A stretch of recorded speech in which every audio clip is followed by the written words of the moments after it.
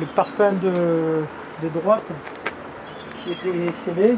Jacques Cairez prête une attention particulière à chacune des tombes du cimetière. Donc là, vous prenez des photos pour votre base de données en fait. C'est ça, pour ma base de données à moi.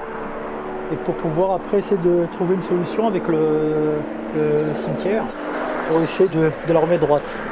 Dès qu'il voit une tombe en mauvais état, il prend une photo et le signale aux familles.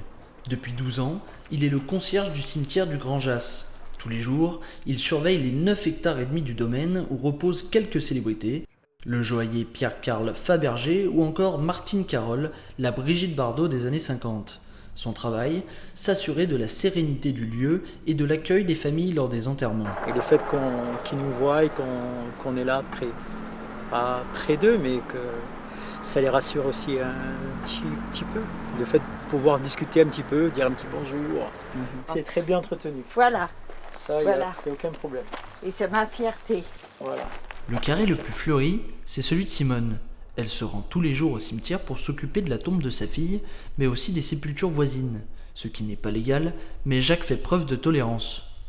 Elle doit s'occuper que de sa propre tombe. Elle ne doit pas s'occuper des autres tombes. Les familles peuvent se sentir blessées. Si on a des retours, je me rapprocherai d'elle. Si j'ai pas de retour, pour l'instant on laisse.